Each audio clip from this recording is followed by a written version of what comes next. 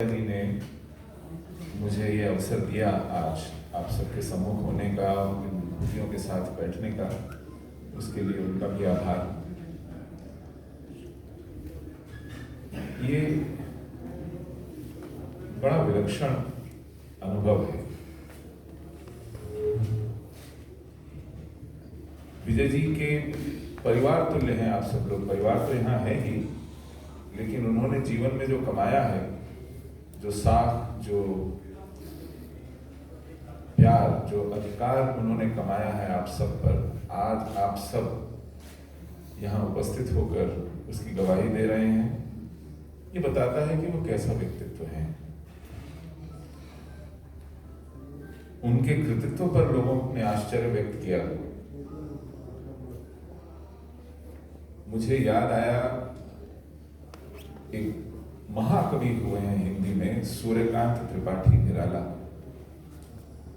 उन्होंने साहित्य पर, कृति पर दो लाइनें कही थी। उन्होंने कहा था, वियोगी होगा पहला कवि, आह से उपजा होगा गान। वियोगी होगा पहला कवि, आह से उपजा होगा गान। उमड़कर आंखों से चुपचाप बही होगी कविता अनजान। उनकी ये पुस्तक उनके संवेदनशील हृदय की अभिव्यक्ति है। कुछ कल्पना से, कुछ अपने अनुभवों से, उन्होंने अपने परिवेश में जो कुछ देखा, घटनाओं के विषय में जो कुछ पढ़ा, मिलने वालों से जो कुछ सुना, वो सब व्यर्थ बह नहीं गया। उसने जो उनके मन पर छाप छोड़ी, उसको जो उन्होंने मथा, वर्षों तक मथा। और जैसा कि वो स्वयं कहते हैं, मुझे लिखने का अनुभव नहीं था, अभिव्यक्ति का अनुभव नहीं था। अनुभव तो किया उन्होंने। अनुभूति के ऊपर किसी को कोई एकाधिकार, कोई मोनोपोली नहीं होती। यदि आपको ईश्वर ने वैसा हृदय दिया है, वैसी संवेदनशीलता दी है, तो आप अनुभव करते हैं। लेकिन कई बार अनुभूति होते हुए भी उसकी अभिव्यक्ति की क्षमता ना हो, तो आप का लिख पाना, उसको कह पाना थोड़ा दिक्कत देता है। उन्होंने उस बाधा को भी पार किया और उसमें बहुत परिश्रम लगा होगा, क्योंकि मसीह जी तो रोज लिखते हैं, वत्स जी यहाँ हैं,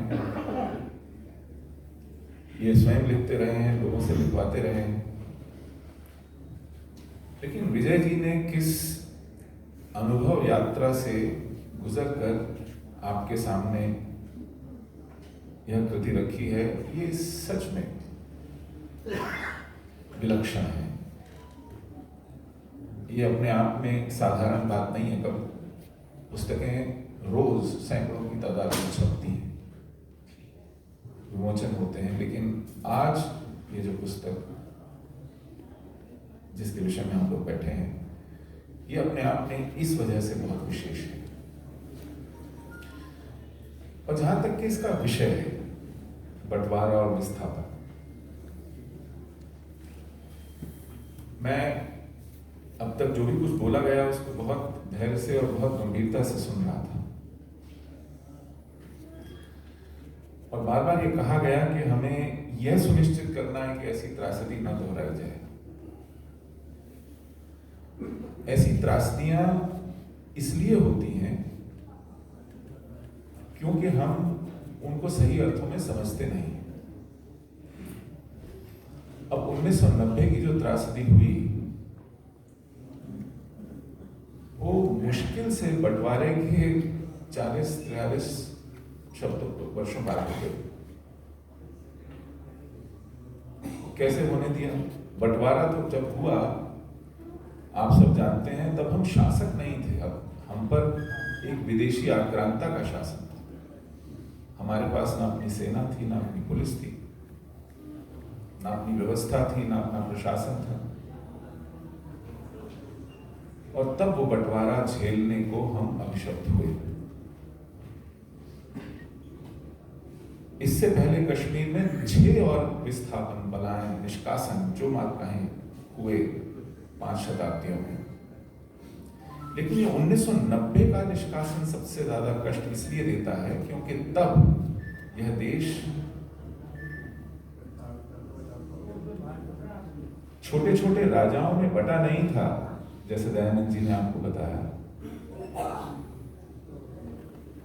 तब हम 90 करोड़ का देश थे 1990 में, एक देश थे।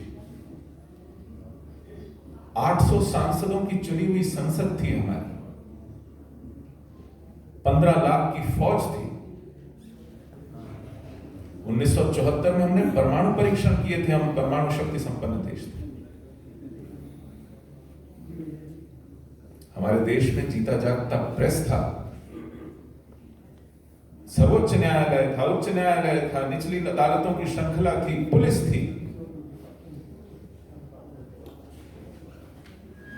चुना हुआ शक्तिशाली प्रधानमंत्री था। इस युग में संयुक्त राष्ट्र संघ की मानवाधिकारों की घोषणा थी, जिसके ऊपर हमारे देश ने हस्ताक्षर किया था, जिसे हम ह्यूमन राइट्स कहते हैं, और उसके प्रति प्रतिबद्ध हमारी सरकार थी। तब यह निष्कासन हुआ, एक हिंसक निष्कासन हुआ। ये हमारा सांस्कृतिक और सभ्यतागत संहार हुआ। ये किसी की हत्या या कोई हत्याकांड या कोई बलात्कार या कोई लूटपाट, कोई अपहरण, उससे ऊपर उठ करके एक पूरे के पूरे समुदाय को घाटी से खाली करा दिया गया। इसको अंग्रेजी में जेनोसाइड कहते हैं। वो हुआ और वो होने दिया गया, और वो 30 वर्षों से बरकरार है, चल रहा है। तो 1947 के बंटवारे को मैं कम नहीं आंक रहा हूं, लेकिन मैं उस समय की विवशता के साथ 1990 की परिस्थितियों की तुलना कर रहा हूं। तब हम विवश थे, चल गए। लेकिन उन 40-43 सालों में हमने एक पाखंड गढ़ लिया उसके विषय में, इसलिए हम 90 के लिए तैयार नहीं थे। वो पाखंड क्या था? पाखंड ये था कि हमें जब वो तथाकथित आजादी मिली और जब ये सवाल पूछे गए कि हमारा बंटवारा क्यों हुआ, दसियों लाख लोग मारे क्यों गए, तो कहा गया कि ये अंग्रेज बड़ा शातिर था, अंग्रेज जाते जाते इस देश को बांट गया। यह एक कथा प्रसंग था जो आधिकारिक रूप से हमारे सिलेबस में, हमारे पाठ्यक्रमों में, हमारी कक्षाओं में, हमारे अखबारों में, लेखों में आने लगा, भाषणों में आने लगा। ये अंग्रेज बड़ा काइया था, वो जाते जाते हिंदू मुसलमानों को लड़वा गया, देश बंटवा गया। ये कहा जाए तो कांग्रेस का नैरेटिव था। इसके समानांतर एक नैरेटिव विपक्ष का भी था। उस समय कोई विपक्ष का दल कोई बड़ा दल नहीं था, बटा खटा विपक्ष था, लेकिन उस विपक्ष का एक सामूहिक कथा प्रसंग भी था। और वो कथा प्रसंग था कि साहब, इस देश को कांग्रेस ने बांटा है, कांग्रेस ने बंटवाया। मैं इन दोनों को झूठ नहीं मान रहा हूं, ये दोनों अपने अपनी जगह कुछ हद तक सच है, लेकिन इन दोनों प्रसंगों के बीच में, इन दोनों नैरेटिव्स के बीच में जो असली दोषी था, उसको बच निकलने का मौका मिल गया, और वो दोष था इस्लामी कट्टरता। उसके बारे में कोई मुंह नहीं खोलता, क्योंकि उनके वोट चाहिए। अंग्रेज तो रहे नहीं यहां, तो आप अंग्रेज को गाली दे सकते हैं आराम से,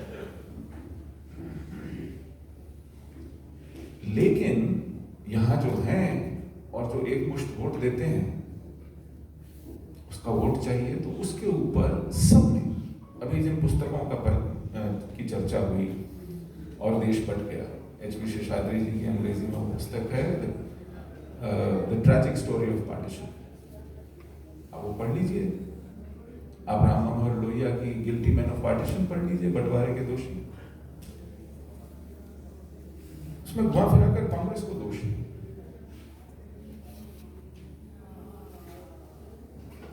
तो जब हम ये पाखंड करते हैं, स्वयं से झूठ बोलते हैं,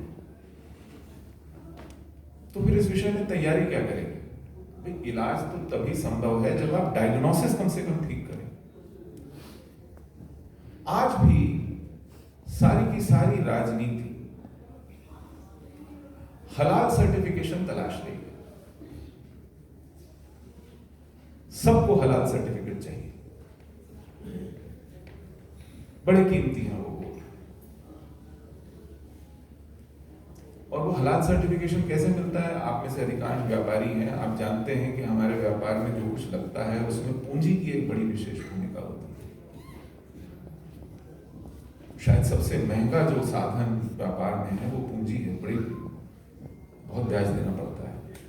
लेकिन इस देश में एक ऐसी संस्थाएं चल रही हैं सरकार द्वारा, आपके और मेरे कर के पैसे से चल रही हैं, जिसमें ब्याज मुक्त पूंजी दी जाती है उधार। वो अल्पसंख्यकों के नाम पर एक विशेष समुदाय को मिलती है।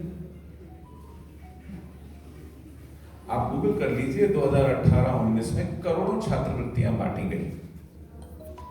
80% से अधिक छात्रवृत्तियां मुसलमानों को मिली, 7.5% के करीब छात्रवृत्तियां ईसाइयों को मिली। हिंदू छात्रों के हिस्से 4.25% छात्रवृत्तियां आई। इस देश में सरकार बांटती है तो वो अपने घर से तो पैसे नहीं लाते, मंत्री प्रधानमंत्री, ये तो हमारे कर के पैसे से है। ये हो रहा है। इसके अतिरिक्त और क्या हो रहा है? आपको अगर स्पर्धा परीक्षाओं में कोचिंग चाहिए आपके बच्चे को, जिसमें आजकल लाखों रुपए लगते हैं, आप यूपीएससी की तैयारी करना चाहें, आईआईटी की करना चाहें, मेडिकल एग्जाम एंट्रेंस की करना चाहें, आप जानते होंगे, बच्चों को पढ़ाया होगा आपने, कोचिंग इंस्टीट्यूट कितने पैसे लेते हैं। सरकार कहती है कि अल्पसंख्यक छात्रों को हम मुफ्त में कोचिंग कराएंगे।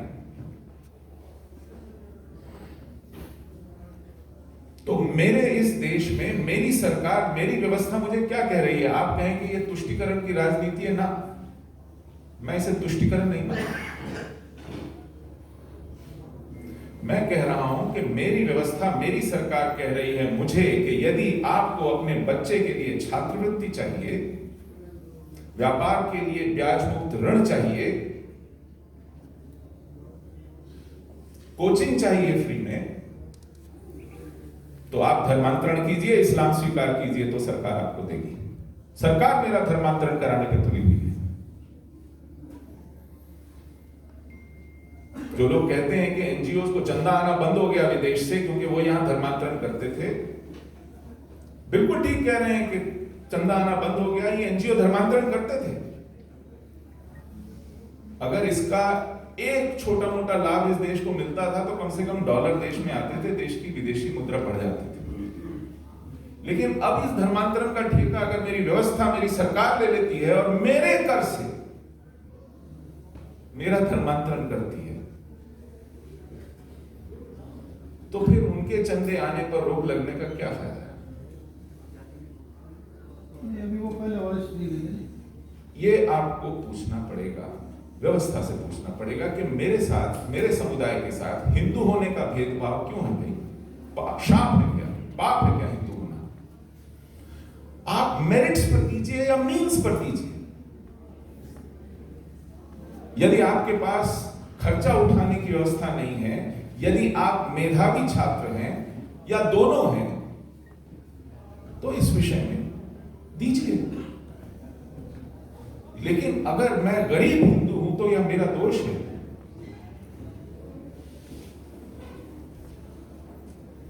जब हम इस तरह का पाखंड करते हैं तो हम इस चले आ रहे संहार पर, पूरे समुदाय के संहार पर रोक नहीं लगाते, उसकी पुनरावृत्ति की मार्ग प्रशस्त करते हैं। बार बार हुआ।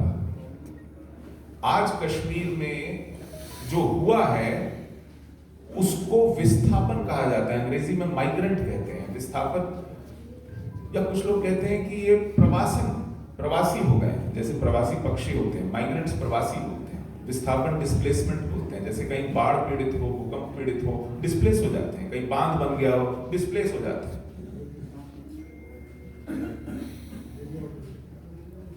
आज भी सरकार इसको जेनोसाइड मानने को तैयार नहीं है।